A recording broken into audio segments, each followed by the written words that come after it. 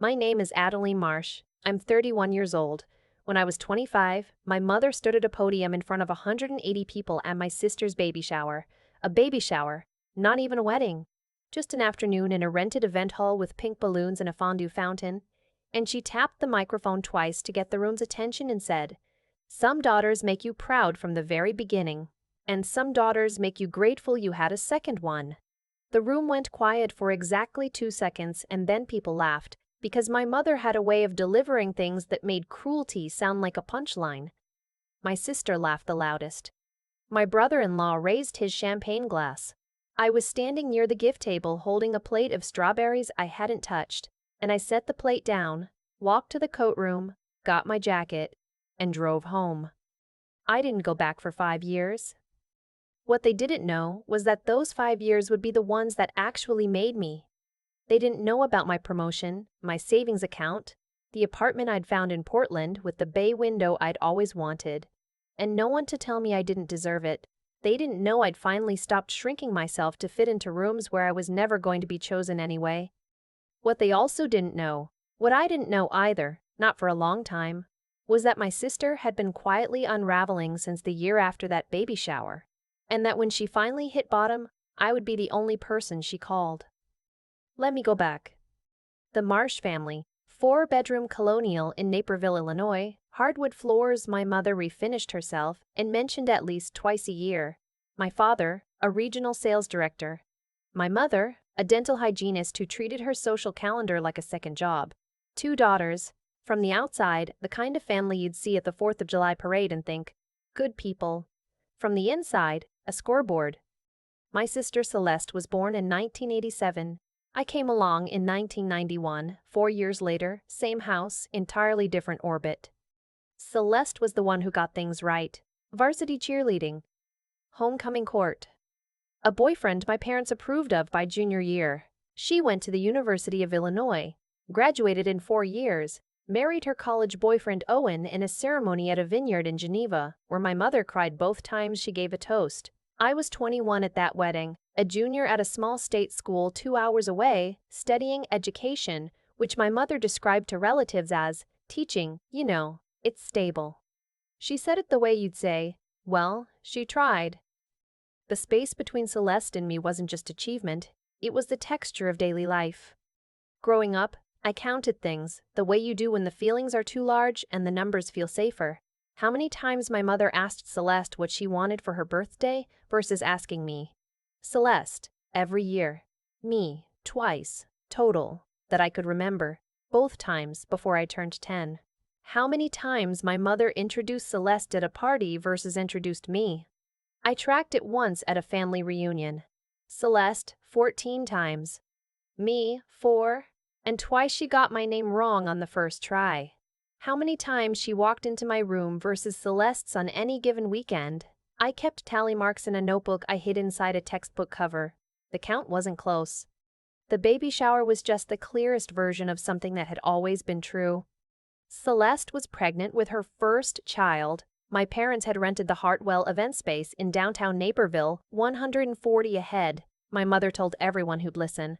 The room was decorated in sage green and cream. A photographer circled the room the whole afternoon. My mother had put together a slideshow of Celeste growing up. First steps, first day of school, prom, wedding, now this. I was in 3 of the photos, background figures, the way a lamp or a side table appears in a room shot, present but not the point. I had driven down from Chicago, where I was teaching 4th grade at a public school on the north side. 2-hour drive. I had taken Friday afternoon off and driven straight there after my last class. I had bought a gift off the registry, a sleep sack set, $74 at Target, wrapped it myself. I had done my hair in the rearview mirror of my car because I'd gotten there earlier than I meant to, and I didn't want to walk in alone while my mother was still setting up. The toast happened at 3:15 in the afternoon. My mother did not look at me when she said it. She was looking at Celeste, who was sitting in the decorated chair at the center of the room, the one with Mama-to-be written across the back in gold letters. My mother was beaming. The room was full. There were aunts and cousins and Celeste's college friends and neighbors I'd known my entire life. Some daughters make you proud from the very beginning, And some daughters make you grateful you had a second one." Celeste laughed. She covered her mouth with both hands and shook her head the way you do when someone roasts you affectionately and everyone knows it's coming from love. My brother-in-law Owen laughed too. The woman standing next to me, one of Celeste's college friends whose name I didn't know, laughed and looked over at me, and then quickly looked away when she realized I wasn't laughing. I was at the gift table. I had been arranging packages that didn't need arranging because I hadn't known what to do with my hands all afternoon. I counted to 8. That's how long the laughter lasted, 8 seconds. I picked up my jacket from the coat room. The woman checking coats was named Beverly. I know because her name tag said so, and she handed me a claim ticket when I had come in that said number 14. I gave her the ticket. She gave me my jacket. I said thank you. I walked to my car. My mother found me in the parking lot before I made it to my door. I heard her heels on the blacktop before I heard her voice. "Adeline." Not a question. "Where are you going?" "Home." "Home." "You can't leave. This is Celeste's shower." "Mom." I turned around. "You just told 180 people that Celeste is the daughter you're proud of." She made a face I had seen my entire life, the one where she had already decided she was being reasonable, and I was being dramatic. "It was a joke, Addie. I was talking about Celeste." "I know." "You're being oversensitive." I looked at her. She was in the cream blazer she had bought for the occasion. Her lipstick was perfect. She had planned this party for 3 months, and she was going to go back inside in 4 minutes, and none of this would register as significant for more than the length of this conversation. "This is who you are," I said. Not angry, just factual. She stared at me. "I don't know what you want from me." "I know." I got in my car. That's always been the problem. I pulled out of the parking lot of the Hartwell event space at 30:22 in the afternoon. I drove to a Walgreens 2 blocks away and sat in the parking lot for 11 minutes. I know it was 11 minutes because I was watching the clock, needing something real to hold on to. Something that wasn't the expression on the coatroom woman's face when she handed me my jacket, and could tell I was trying very hard not to cry. I drove back to Chicago. I stopped once for gas in Downers Grove. I did not check my phone until I was back in my apartment at 6:40 in the evening. There were 3 texts. One from my aunt asking if I had left early. One from Celeste saying, "Are you okay? Mom said you had to leave." One from my mother sent at 4 p.m. that said, "I hope you feel better." I did not respond to any of them. I blocked my mother's number that night. Then I blocked my father's. Because I knew he already knew and hadn't said anything, which was its own category of answer. I thought about blocking Celeste and decided not to. Not yet. 3 weeks later, after she called me twice to ask if I was going to apologize to our mother, I blocked her too. Then I started over. The year after the shower, I threw myself into my classroom. 22 fourth graders, room 14, Linwood Elementary, north side of Chicago. I learned all their names by the 3rd day. I kept a journal of the things they said, the funny things, the heartbreaking things. One kid, a boy named Isaiah, told me in October that his favorite thing about school was that no one yelled before 8 in the morning. I thought about that sentence for weeks. I got a better apartment. Bay window. 3rd floor. A landlord named Mr. Petricus, who fixed things when they broke and otherwise left me alone. I painted the kitchen a color called Dusty Sage that I had been thinking about for years, and there was no one to tell me it was impractical. I bought a real couch. A couch I picked out myself, the first piece of furniture I had ever chosen without consulting anyone.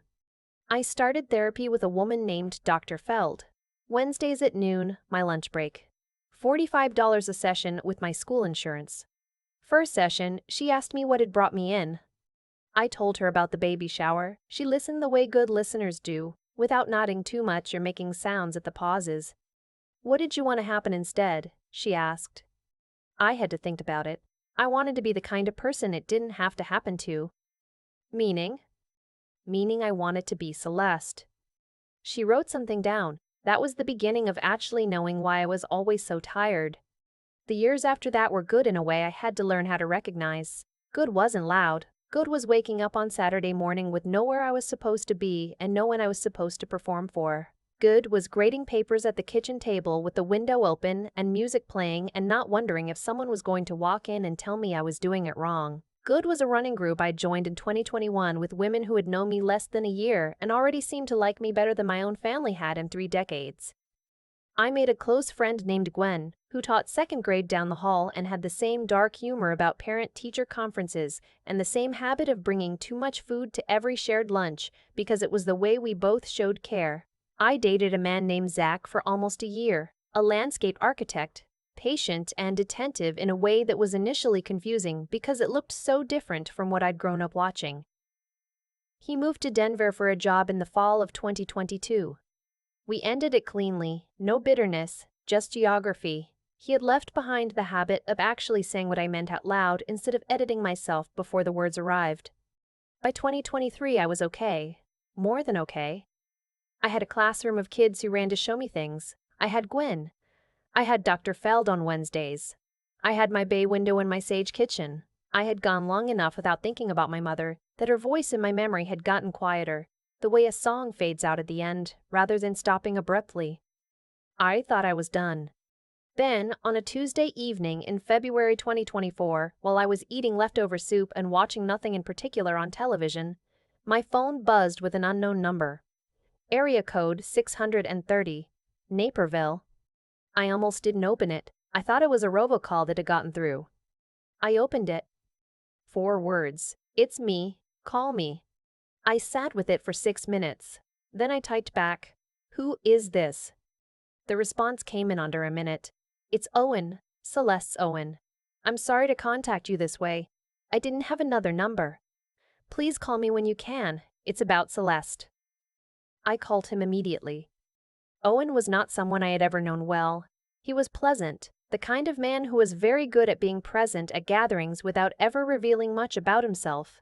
What I knew was that he was steady, organized, the kind of person who sent thank you notes within 48 hours. The fact that he was calling me, specifically me, with a voice that was doing a lot of work trying to stay level, told me something significant had already happened. "She's not doing well," he said after about 30 seconds of me just waiting. "She hasn't been for a while." I don't think I fully understood how not well until recently. I've been trying to hold it together, but I can't. I don't know what to do, and your parents are. He stopped. "Your parents are handling it like it's a PR problem, and I'm running out of ideas. And she mentioned you. A few weeks ago, she mentioned you. She said she wished she could talk to you." "What's wrong with her?" I said. Owen was quiet for a moment. Postpartum turned into something longer. Depression, anxiety. She stopped sleeping. She went on medication. But she didn't stay on it. She said it made her feel flat. And then she started drinking. Not at first. At first it was wine at dinner. Normal. And then it wasn't normal. The baby is 4 now and Celeste has been. He exhaled. "There have been 2 incidents where I came home and she was on the couch and couldn't really put a sentence together, and Lily was sitting at the kitchen table by herself, eating crackers for dinner." I set down my soup. "She won't go to treatment," Owen continued. "I've asked. Her parents, your parents, keep saying she's going through a hard time. She just needs rest. She just needs support. Your mother told my mother at Christmas that Celeste was dealing with some lingering exhaustion from motherhood. Your father said it's stress from my job keeping me away too much. I've suggested an evaluation 3 times. Your mother told me I was overreacting." I thought about the word overreacting. I've been hearing it my whole life in that house. "Why are you calling me?" I said. "We haven't spoken in 5 years. Celeste is the one who—" "I know," he said, "but she asked about you. And I've run out of other calls to make." He paused. "She thinks you left because of her," he said quietly.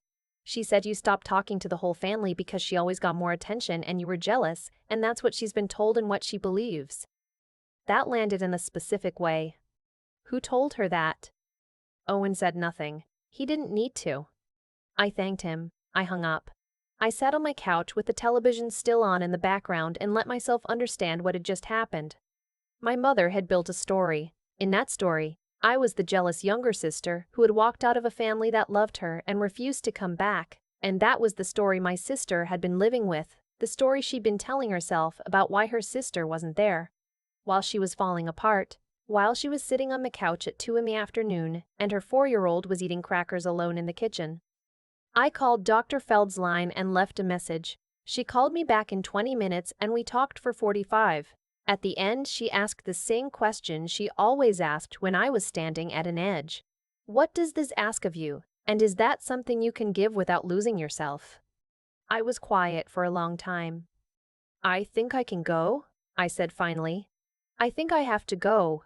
Not for my parents, not to fix anything that was wrong before, just for Celeste. Because she's in the same house I was in, only she never got out and now she's drowning in it. I called my mother the next morning. The number I had for her was 5 years old. It rang 4 times, and I thought it might go to voicemail, and I was rehearsing what to leave when she answered. Adeline. Exactly the same.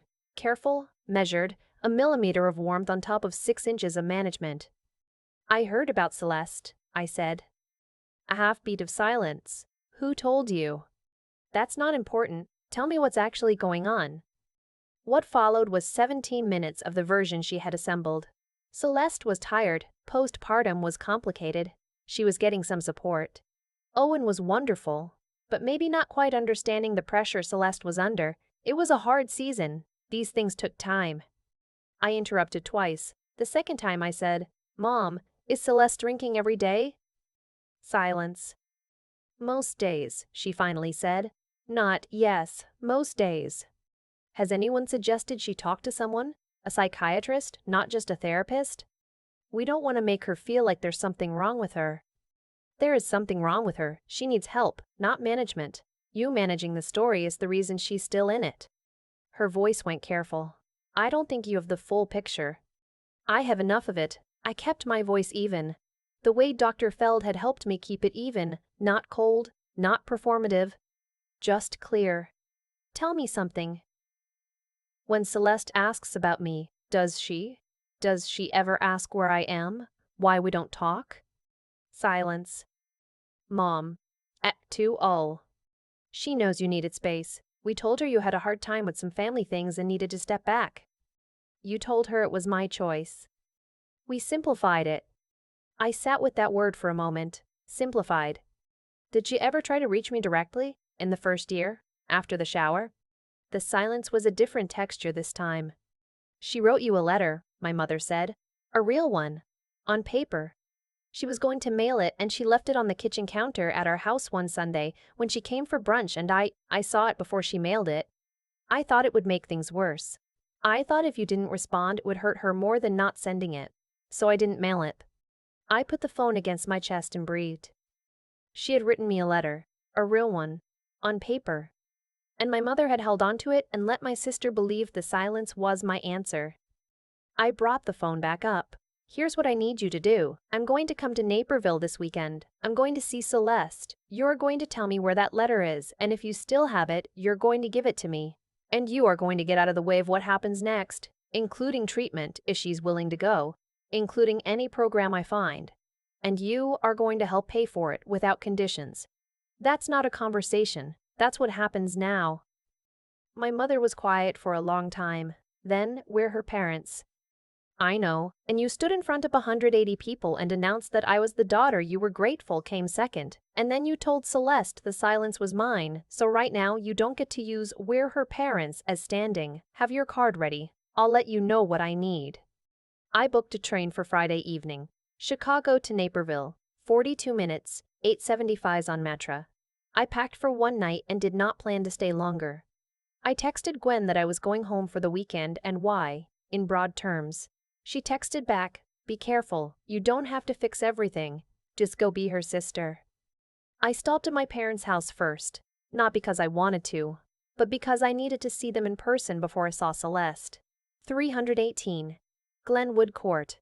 Same blue shutters, same oak tree in the front yard that my father had been meaning to trim since 2009. A house that looked exactly like a house where things were fine. My mother answered the door before I knocked. She looked smaller. That was the thing I noticed first. Like the 5 years had compressed something. She moved to hug me and I stepped to the side and walked in. My father was in the living room in the recliner he had owned since before I was born. He stood when I came in. Shorter than I remembered, Or maybe I just saw him differently now. Adeline, he said. Hi, Dad, I said. I sat on the couch and did not take off my coat. I made them tell me the real version. My mother picked at the button on her sleeve. My father delivered it like a report, sequential, efficient.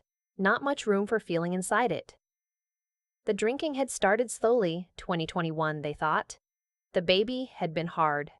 Celeste hadn't slept more than 4 hours at a stretch for 18 months.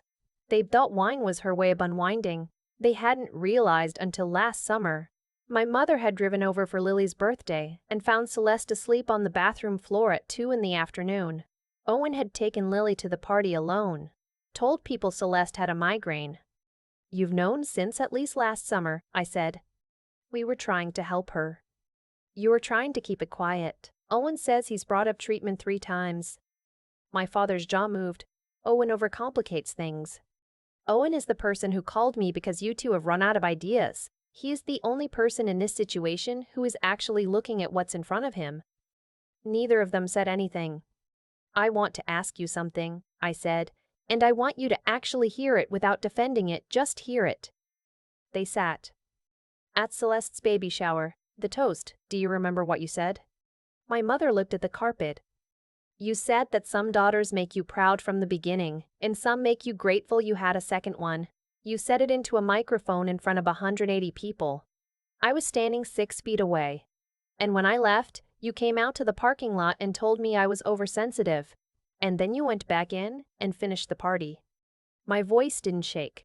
I had spent enough time in room 14 at Dr. Feld's office that the words had worn smooth from being turned over so many times. I left that day, and instead of understanding why, you told my sister I had a hard time with family things and needed space. You made her believe the silence was mine. You held her letter. For 5 years, she thought I chose not to be here. While she was falling apart, while her daughter was sitting at the kitchen table alone eating crackers for dinner. You managed the narrative and she got worse. My mother was crying into the back of her hand. My father sat very still, the way he always had, a man who had learned to wait out emotion like weather. I'm not here for an apology, I said. I don't know yet if I want one or what it would be worth. I'm here for Celeste. And when she's stable and getting real help, I'll figure out what comes next between us. But today, right now, you need to understand what you actually did. The full version, not the one you've been telling yourselves. I stood. Where's the letter? My mother got up without a word and came back from the kitchen with an envelope I recognized from our grandmother's stationery set, the cream ones with the small blue border. My name was on the front in Celeste's handwriting. The envelope had never been opened. The stamp was still on it. I took it. I left them in their living room with the portrait wall in the hallway, 12 photographs of 2 daughters, and I could not tell you how many of those photographs were mine because I stopped counting a long time ago. I drove to Celeste's house in Lisle. 20 minutes. A beige colonial on a cul-de-sac. Swing set in the backyard. Owen's car in the driveway. He answered the door before I knocked. He looked the way people look when they've been holding something up for too long and they're not sure their arms still work. He said, "Thank you for coming." And his voice almost made it. "How is she today?" I asked. "Okay. She knows you're coming." I told her this morning. He glanced back toward the hallway. "She's been in her room." I handed him my coat. I knocked on the bedroom door. "Cell." A pause. "Come in." Celeste was sitting on the edge of the bed. She was in a sweatshirt and jeans that had been worn a few too many days. She looked like herself from a distance, and not like herself up close. The same way a photograph can look fine until you see the original and realize what the compression took out. Her eyes were tired in the specific way that goes past sleep deprivation into something longer, something that had taken up residence. I sat down on the floor next to the bed, not on it. On the floor. The same way you sit with a dog that's been scared. Low, unthreatening. She looked at me for a long time. "I thought you hated me," she said finally. "I know. Mom said she said you needed to step away from the family and that you were going through something." I was going through something. The something was the toast she gave at your shower. Celeste closed her eyes briefly. I know that was bad. I didn't say anything. I was. She stopped. I was in the moment and I didn't say anything, and after you left Mom said you'd been struggling, and I felt guilty for not checking on you sooner, and then you didn't answer, and I wrote you a letter. I have it, I said. She looked at me. What? I held up the envelope. She didn't mail it. I picked it up today. The expression that crossed Celeste's face was something I had never seen on her before. Celeste had always been composed. The way you're composed when your composure is the thing the family needs from you. This was something underneath that, something younger and undefended, like the composure had worn through in one place. She didn't mail it, Celeste said. Not a question. She didn't mail it. Because you didn't answer, I thought that was your answer. I thought you were telling me you were done. I never got it. We sat with that, the truth of it settling into the room like furniture we'd have to move around for a long time. What does it say? I asked. Your letter. She almost laughed. I don't remember exactly. Something about being sorry. That I should have said something at the shower. That I didn't understand until later how that must have felt. She looked at her hands. That I missed you. I didn't say anything. I let it be there. You want to know what it's like, she said after a while, being the one they're proud of? Tell me. She looked at the window. The blinds were closed. It's exhausting in a way you can't explain to anyone because it sounds like complaining about winning. Every time something went right, I needed it to go righter. Every time I did something well, the expectation got recalibrated upward. And then I had Lily. And I was so happy, and I was also so terrified, because what if I couldn't do this perfectly? And they built their whole identity around the fact that I was the one who did things perfectly. She exhaled, and I couldn't tell anyone that I was drowning because the drowning didn't fit the story, so I just kept paddling. And then I started having a glass of wine to get through the evening, and then I needed the glass to start the evening, and then I needed it to get through the afternoon. I thought about my green spiral notebook, my tally marks inside a textbook cover. We'd both been keeping score in different languages. I'm angry at you, I said. I want you to know that. For the shower, for not calling me out after, for those calls you made asking me to apologize to her. I kept my voice even. And I also know you were raised in the same house I was. I know what that does. It does different things to different people, but it does something to everyone. She was crying, quiet, without making much of it. I found a program, I said. It's residential, in Wisconsin, 60 days. Medical detox, therapy, evidence-based. The intake coordinator is named Paula, and I already emailed her. It's $38,000, and Mom and Dad are covering it. You don't need to think about the cost. She looked at me. How did you? I spent 4 days researching after Owen called me. I'm a 4th grade teacher. I know how to research things thoroughly. I held her gaze. But I need to know you're willing to go. Not for the family story, not for the image, for you, for Lily, because you are worth putting back together, and so is she. I believe that, all of it, even after everything. But I need to know you believe it too. She was quiet for a long time, long enough that I thought she might say no. I'm scared, she said finally. I know. I don't know how to do this. You don't have to know how. You just have to go. She nodded, once, small, like it cost her. I called Paula that afternoon. She had an opening in 10 days. I sat at Celeste's kitchen table, and I made the arrangements, and Owen stood by the stove with his arms crossed and his eyes wet. And he kept saying thank you, and I kept saying, stop. This is just what's happening now. We ordered pizza for dinner. Lily, who was 4 and had her father's even temperament and her mother's eyes, sat across from me and told me at length about a caterpillar she had found in the backyard and what she had named it, which was Steve, because she had a classmate named Steve and she thought he'd be honored. I listened to every word. After Lily was in bed, Celeste and I sat at the kitchen table with tea, and she told me the last 2 years. The real version, not the one anyone had been given. I listened without trying to fix anything. Just listened. Around midnight, she said, I can't believe you came back. I almost didn't, I said. She looked at me. I know. That's why it means something. I stayed that night, on the couch, and in the morning Celeste made coffee. and we sat in the kitchen while Lily ate cereal and told us more about Steve the caterpillar, whose situation had apparently become quite complex. The intake date was March 3rd. I drove up from Chicago and took Celeste to the facility myself. Owen offered to come and she said she needed it to be just us, and I understood that because it was the first time in maybe ever that just us had meant something. We drove up to Wisconsin 2.5 hours, mostly quiet, music low. She slept for 40 minutes in the passenger seat. I didn't mind. I drove and watched the winter fields go gray and flat outside the window and thought about how much time we had both spent in different kinds of quiet. The kind that protects you, and the kind that swallows you, and how hard it was to know the difference from inside it. We pulled up to the facility at 11:20 in the morning. It looked the way these places look when someone has thought carefully about first impressions. Stone path, bare trees that would be green in a few months, a front door that looked like a home instead of a building. A woman named Paula met us in the lobby, exactly as competent and unhurried as she'd sounded on the phone. I handed Celeste the folder I put together.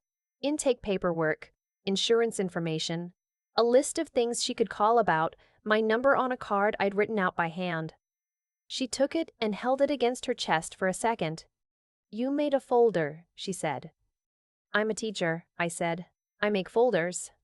She hugged me. She smelled like the coffee we'd had that morning, and underneath that, something else, something tired, something that would take a long time to clear. I held on anyway. "You don't have to wait on me," she said. "I mean, you have your life. I don't want you to." "I'm not waiting," I said. "I'm just here." She pulled back. Her eyes were wet. "Are we going to be okay? You and me?" I thought about it the way Dr. Feld had taught me to think about things. Honestly, not hopefully. "I think we can be real," I said. "Not what we should have been, just real." "That's better than when I had," she said. She went through the door. I watched until it closed. That was 9 weeks ago. Celeste has been in treatment for 9 weeks. She calls me on Sunday evenings, which is when the program schedules outside calls. We talk for 40 minutes, sometimes longer. The conversations are tentative still. Two people who grew up in the same house and barely knew each other trying to learn what that means now. She asked me last week what I remembered about her growing up, and I said the honest thing. I remembered watching her and thinking she was everything I was supposed to be. And she said that was the loneliest thing she'd ever heard. And she was sorry. I didn't rush to say it was okay. I just said I know, and let that be enough for now. She's been asking about our parents, what I think she should do when she gets out. I've told her both times that's yours to make and I will respect whatever you choose. I'm not carrying that decision for either of us. My mother has called twice. Short conversations. She asks how Celeste is. I give her the minimum. She's doing well. The program is good. She said once, "We'd like to talk when you're ready." I haven't responded to that part. I might not. I haven't decided yet. That's not avoidance. It's just a choice I'm still in the middle of. Lily is with Owen's mother in Naperville, a grandmother who shows up and stays present and makes things feel manageable. Owen texts me periodically with updates that are really just the word okay, and sometimes a photo of Lily and Steve the caterpillar, who has apparently built a chrysalis. I look at those photos for longer than is probably necessary. My life in Chicago is exactly as I left it. Bay window. Sage kitchen. My running group on Saturday mornings. Gwen, who has been bringing extra food to every lunch and not asking me to talk about anything. I'm not ready to talk about anything I'm not ready to talk about. My fourth graders, who ran to show me a class project the morning I came back after the intake weekend. 22 people aged 9 and 10 who were extremely invested in whether their bridges made of popsicle sticks would hold a textbook, and it was exactly the right thing to walk back into. Dr. Feld asked me 2 weeks ago, "What did you learn about yourself in all of this?" I sat with it. I have a habit now of sitting with things before I answer. I think that's Dr. Feld's real work, teaching me that the pause before the answer is not weakness. I learned that I could walk back into the place that broke me and not become what it wanted me to be, I said. I could be in that house, at that table, sitting across from the people who decided before I was old enough to understand it, that I was the consolation prize. And I could say what was true and leave when I chose to, and still know who I was when I got back to my car. that my sense of myself no longer depended on them changing. She nodded, the way she does when something lands. Celeste gets out in 4 weeks. She's already talking about what comes after, a smaller job for now, outpatient therapy, a routine that belongs to her. She said on Sunday, "I've been thinking about what it means that you drove up there, that you made the folder." She laughed a little. "I think it meant you decided I was worth the drive even when I hadn't given you a good reason."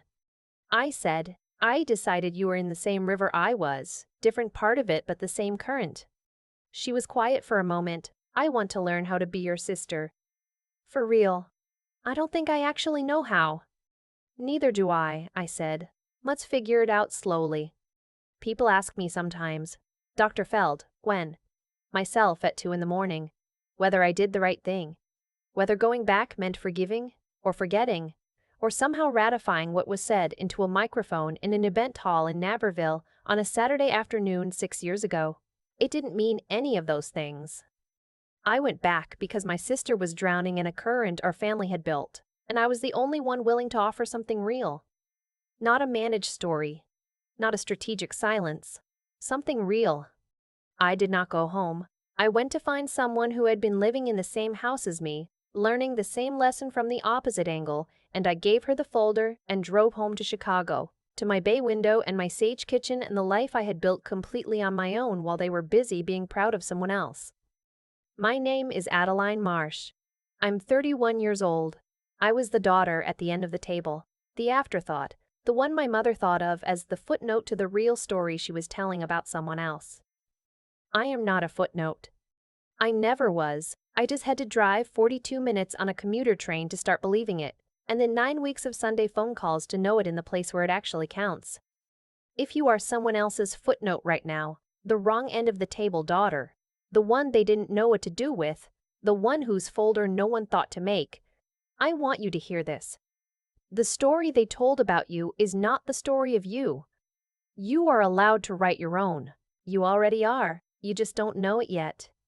I keep thinking about the letter, the one Celeste wrote on cream stationery with a blue border, the one she left on my mother's kitchen counter one Sunday morning and never knew didn't get mailed.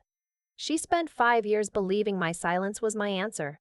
I spent 5 years believing hers was too, and the whole time, we were both just people who had been lied to by the same person, in the same house, in ways so quiet and habitual that neither of us thought to question the story we'd been handed. That's what I've been sitting with since I drove back from Wisconsin. Not the anger, though the anger was real, and I haven't pretended otherwise.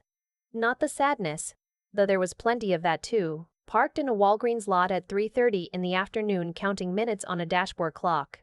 What I keep coming back to is the question of what it actually takes to act right when acting right costs you something. Because going back was not easy. I want to be honest about that.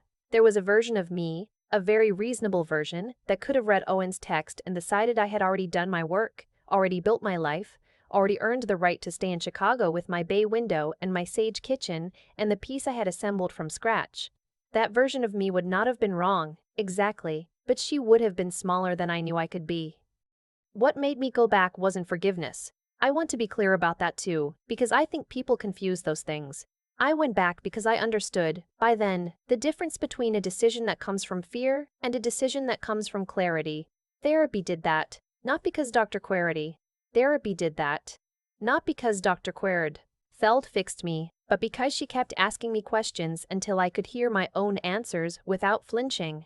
That kind of honest self-examination, the willingness to sit in the uncomfortable truth of your own patterns and keep looking anyway, is not something anyone gives you. You have to choose it, repeatedly, on Wednesdays at noon when you'd rather be doing almost anything else. And what I understood, when I finally sat on that floor next to Celeste's bed, was that she hadn't been my enemy. She had been the other experiment in the same lab, and the experiment had done different things to each of us, and neither outcome was an accident. When you raise one child to be the proof of your own worth and another to be invisible, you don't get two healthy people. You get one person who can't stop performing, and one person who learned never to begin. Celeste had been drowning in the pressure of being enough. I had been drowning in the conviction that I never was. The river was the same. We'd just been thrown in at different points. What I did What took everything I had was choose to be the kind of person who throws something real when someone is drowning. Not a managed story, not a strategically worded text, a folder, a train ticket, a willingness to sit on someone's floor and say, I'm angry and I'm here, and both of those things are true at the same time. That's the thing I want to hold on to. Not that I was right, not that my parents were wrong, not even that it worked out, because it's still working out. 9 weeks of Sunday phone calls at a time. What I want to hold on to is that when I was tested, when life asked me whether I was going to be the person I had been building myself to be, I said yes. I showed up. I made the folder. You can survive a lot of damage and still choose not to pass it on. That's not nothing. That might be everything.